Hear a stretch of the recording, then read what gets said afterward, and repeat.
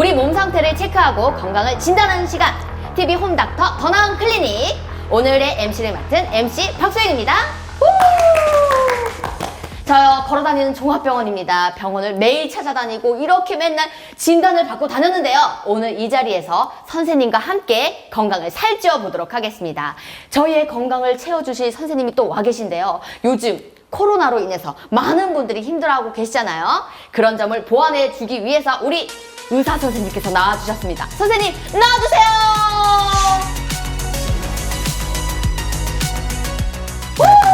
네. 오, 뿅 하고 나타나셨네요. 아, 네.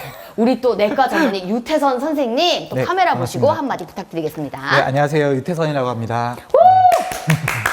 선생님, 근데 요즘 코로나19로 인해서 네. 저도 그렇고 코와 목을 엄청 찌르고 있습니다. 이 코로나19 도대체 언제 물러갈까요?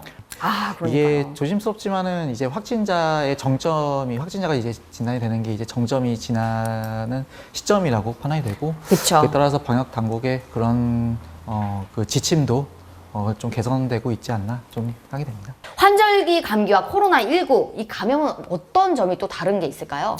사실 증상만으로는 구분하는 거는 네. 뭐 거의 불가능합니다. 왜냐면 뭐 셋 다 감기 그리고 독감 뭐 코로나 바이러스 이런 것들은 모두 상기도 바이러스 질환 아니면은 균에 의해서 나타나는 것들인데 이런 상기도 질환들은 증상만으로는 구별하기는 어렵고, 굳이 차이점을 꼽자면은 그 코로나 같은 경우는 후각이나 미각 상실이 일정 부분 일어날 수 있다. 네.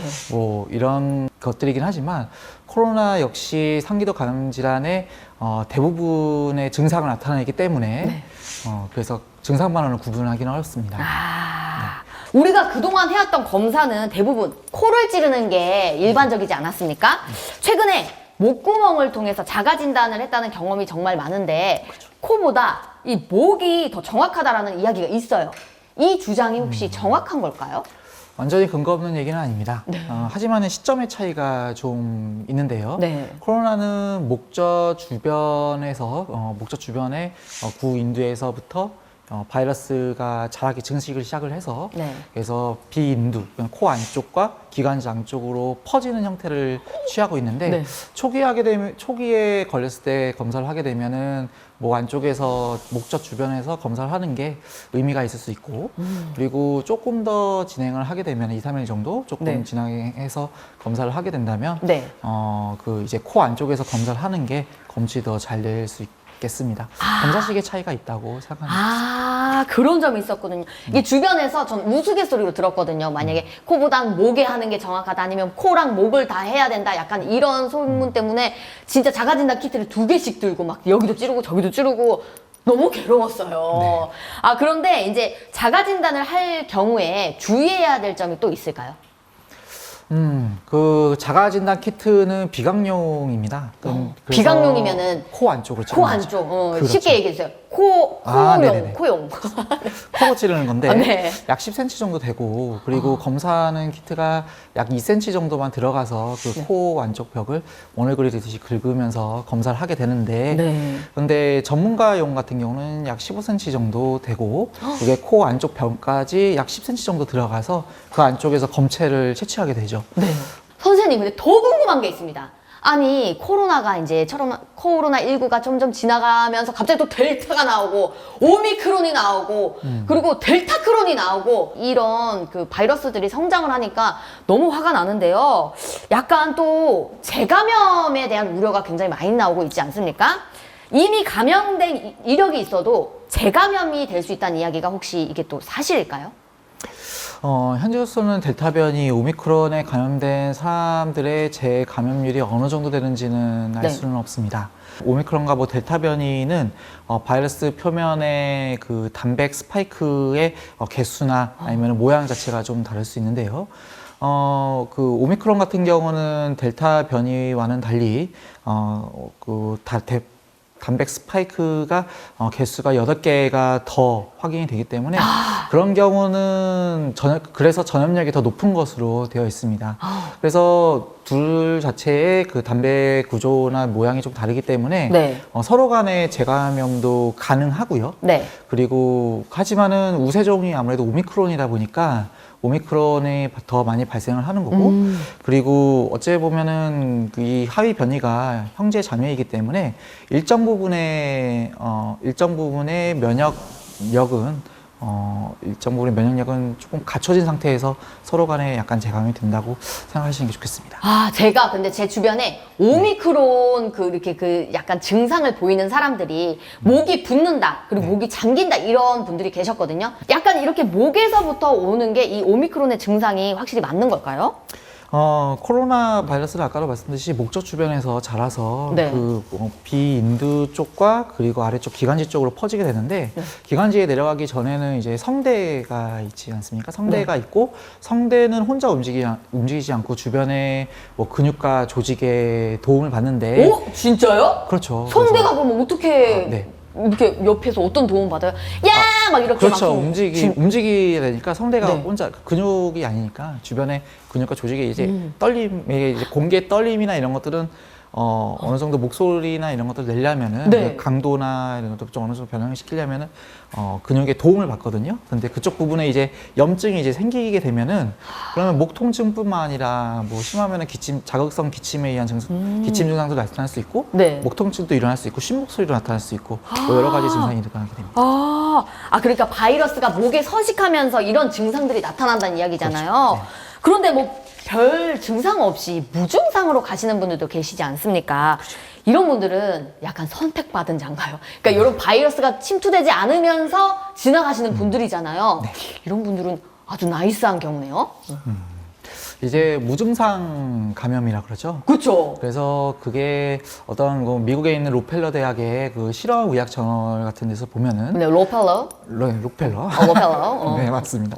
거기서 보면 무증상 네. 감염 같은 경우는 T세포의 면역 반응이 효율적으로 이루어져서 네. 염증을 일으키는 그 분자와 억제 분자 사이에 미세한 균형이 잘 맞는 것으로 이렇게 밝혀져 있습니다. 그래서 무증상이신 경우는 이 면역력이 어느 정도 유지가 되는 상태에서 그런 과도한 염증이나 이런 것들이 그러니까 염증성과 항염증성의 면역 세포의 균형이 잘 이루어지는 거고, 증상이 있으신 분들은 그런 면역 반응의 촉발된 과도한 염증 반응으로 그래서 조직 손상 등이 일어나서 네. 증상이 일어난 거라고 돼 있긴 하지만, 네. 뭐 앞으로 연구가 더 필요한 분야인 것 같습니다. 그럼 약간 면역력이 또 이런 증상이 나타나는 거에 또 약간 반응이 조금씩은 들어갈 수가 있겠네요. 네, 개인차가 있는 거죠. 면역력 관리 잘해야 될 것 같습니다.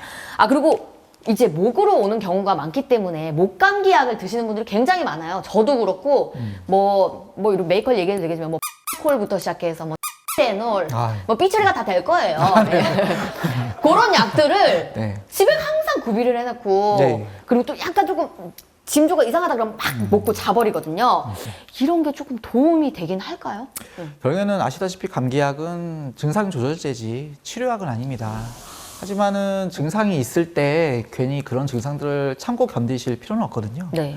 그래서 증상 조절하는 약제가 있으면은 언제든지 그런 것들을 복용하는 게 때에 맞춰서 복용하는 게 훨씬 수월하게 넘어갈 수 있기 때문에 네. 복용하는 게 중요하다고 생각합니다. 그렇죠. 네. 근데 진짜 이거는 제가 사담으로 진짜 여쭤보고 싶은 게 있는데. 네, 사담. 사담이요? 네. 약간 그 질문할 때, 이렇게 얘기하시는 거예요. 아니, 근데 약간 그 주현영 씨 느낌이었어요. 그렇습니다. 아니, 사담으로 여쭤보고 싶은 게 있는데. 네. 그런 말이 있잖아요. 네네네. 요즘에 코로나에 안 걸리면 친구가 없다. 이런 얘기인데 저는 굉장히 인싸거든요. 네. 근데 그래서 뭐 제가 주의는 하고 거의 집에서 생활하고 촬영 이외에는 다 안 돌아다녀서 그렇지만 제가 지금까지 안 걸렸습니다. 헐. 대단하죠. 그런데 이게 정말 저는 심지어 그 코로나19에 걸리신 지겨우세요? 아니요. 사담할 때는 왜 갑자기 한숨을 이렇게 크게 쉬는지 잘 모르겠는데. 그래서 같이 이제 밥을 먹는데 그건 약간 조금 의심스러운 거야. 그래서 같은 밥을 먹긴 하지만 언니 여기다 젓가락 담그지 말고 이 집게로 집어서 밥을 먹어. 이렇게 해서 그날 땀 덜어 먹긴 했는데 저는 그때 확진이 안 됐거든요. 그래서 그 주에 제가 혹시 걱정돼서 일주일 저 혼자 격리를 했었어요. 언니랑 어이. 밥을 먹고 알아서 자진 격리. 아, 훌륭하십니다. 일을 다 접어두고 격리를 했었는데 결국엔 안 걸린 거예요. 네. 이게 정말 슈퍼 유전자가 있는 걸까요?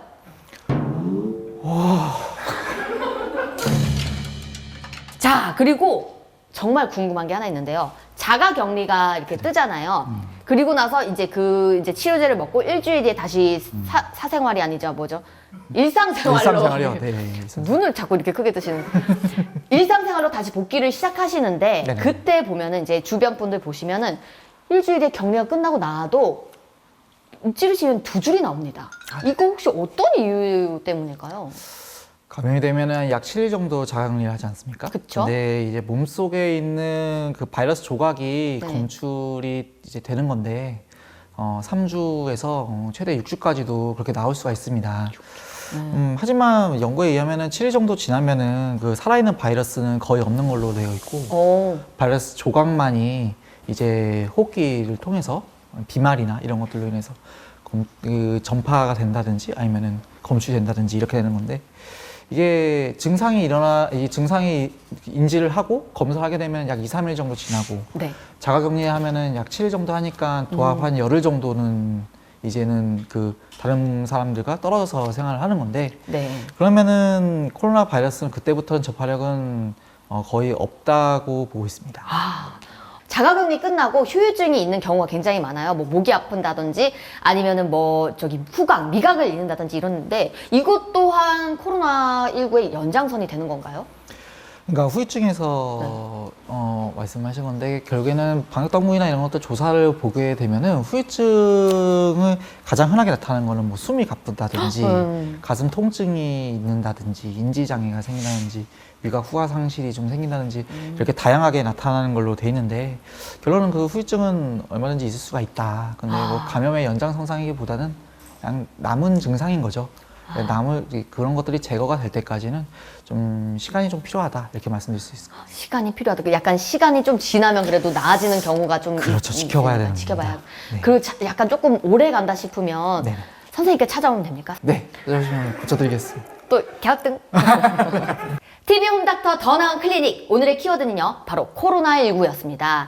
여러분 나 하나쯤이야 하는 생각으로 뭔가 거리두기와 손 씻기 이런 거 예방 안 하시고 많은 모임을 하신다면 내 가족까지 힘들어질 수 있다는 거 다시 한번 기억해 주시고요. 앞으로 코로나19를 더욱더 아주 물리쳐서 건강한 사회가 됐으면 좋겠습니다. 네, 지금까지 TV 홈닥터 더 나은 클리닉이었습니다. 안녕히 계세요. 감사합니다. 저기 보고 하트. 어디? TV 홈닥터 더 나은 클리닉 해주세요. TV 홈닥터 더 나은 클리닉. 클리닉 이렇게 올려줘요. 클리닉. 네. TV 홈닥터 더 나은 클리닉.